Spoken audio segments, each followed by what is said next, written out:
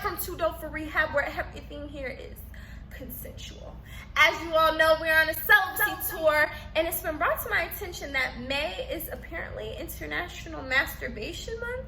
And with May coming to an end, this is the perfect time to have the great debate while on your celibacy journey to masturbate or nah. Yeah, I see 179. I'll tell them one last time and then I'll representing Team Masturbate, woke from the West End. Give it up for Cleo, baby. And hailing to you heavenly from a church near you, representing Team or Nah. Give it up for Daisy. Hi everybody, my name is Daisy. I'm so excited to meet everyone. And yes, I will be representing Team or Nah. Woo. So for my first question, what is sex? Okay, so let's be clear.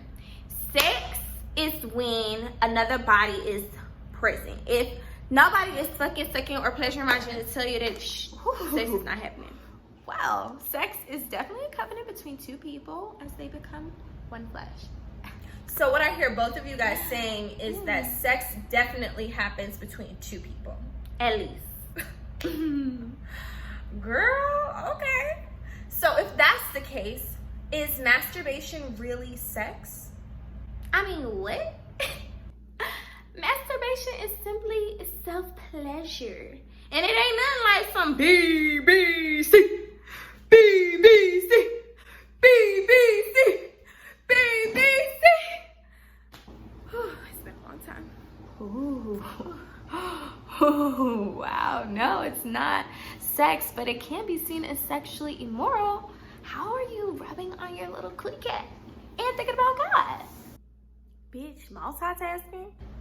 God created sex, and God created all things, so if it's a creation of the Most High, then how could it be immoral? Well, Immoral? And addicted to forhertube.com. I don't understand how God is in the midst of that. Basically, you're lusting after other people. Isn't that adultery? Baby, I'm on Christmasburg just fine. DIY, do it yourself. Hello. I ain't know for real.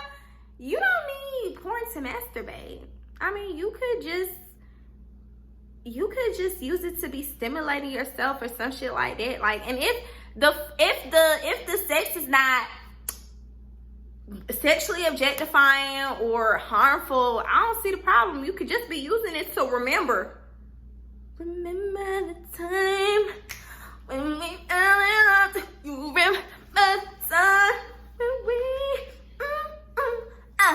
I mean, come on. Watching other people have sex when you're not having sex has got to be against the rules. Like, basically, when you're masturbating, doesn't that mean you want to have sex or you've already had sex in your mind? So, great point. Is the celibacy tour really a mind thing or is it a physical thing? I'll take all of the above for 300. When in doubt, always choose C. But sometimes we have to stop trying to be overachievers. We need to know our boundaries, our limits, and not test it. Do we test them because we want to see ourselves fail? It's the same thing with people. If you know that you and another person aren't practicing the same level of self-control, why invite them to come over to your house at 9 or 10 p.m.? I've had to learn that sometimes you have to stop trying to be an overachiever in everything and know your limits, know your boundaries, and respect those boundaries. Have boundaries for yourself. So I get that point. What the fuck she talking about? I don't know. Yeah, she talking about that big crazy. Hey, it's on shit. Well, I think that masturbation and sex should be reserved for married people. You saying that I gotta wait for somebody else to explore myself with? That shit sound like slavery, don't it? Yikes. Well, let's keep this in mind.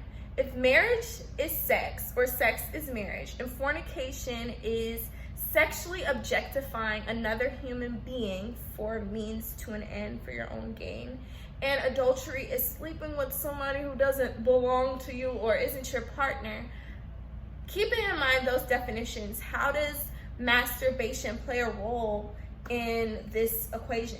It is lust. If you're lusting after something that you don't have, how can you be present in the journey that you're supposed to be taking with yourself and ultimately God? You know, I think the truth is that that part is up to each person's discretion. I think everyone has to remember their why, remember what led them to do this in the first place. And if masturbation is something for you, then what does it lead you to do next in your journey? And does it take you closer to your overall goal or your journey in, I don't know, or I do know, discipline, discernment, and clarity overall? I think that's something that somebody has to ask themselves. And it looks like we're running out of time. So any closing remarks?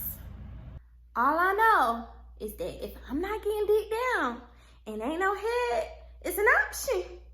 Me and Miss Ma'am, we're gonna be a little bit more acquainted, better acquainted. And that's that, and that's that on that. Period. Thank you, Cleo, for your Daisy. candid conversation, this entire debate. And Daisy, anything you want to leave our guests? I'm in a place where I'm trying to practice the fruits of the Spirit, especially self-control, and I won't participate in anything that will lead me astray from my goals and ultimately my journey to being closer to God. And that's just that on that. All right, well, this was cool. Thank you so much for calling me. You know, I ain't never really been on Zoom before, but I like this shit. So anyway, I'll talk to y'all later. And don't forget, BBC, BBC, BBC. Perfect. Well, there you have it, folks. Reporting to you live from TooDopeForRehab. Make sure you subscribe to our channel. Leave your comments below and let us know what you think about this whole masturbate or not. Do you masturbate or not on a celibacy journey? I hope to hear from you soon. Till next time, peace. And I know that it's bad to be grieving the end of something that never